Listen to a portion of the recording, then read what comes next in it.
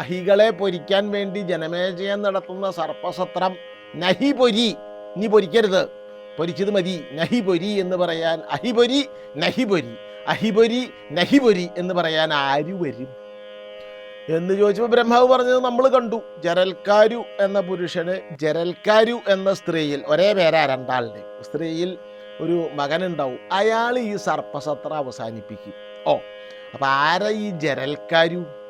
ആദ്യം നമുക്ക് പെണ്ണ് ജരൽക്കാരു ആരാന്ന് കാണാം. പെണ്ണ് ജരൽക്കാരു ഈ വാസുകിയുടെ പെങ്ങളാ.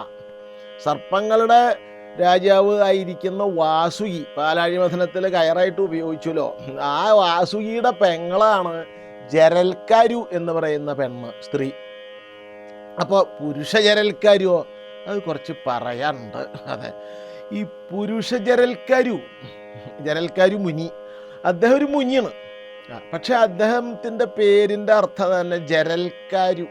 തപസ് ചെയ്ത് ശരീരം മുഴുവൻ ജരാനര ബാധിച്ചു വിണ്ട് കീറി തൊലിയൊക്കെ ഇല്ലാണ്ടായി അങ്ങനെ ശുഷ്കിച്ച് ഉണങ്ങി നടക്കുന്നവൻ എന്നാണത്രേ ജരൽക്കാരു എന്ന പേരിൻ്റെ അർത്ഥം തന്നെ.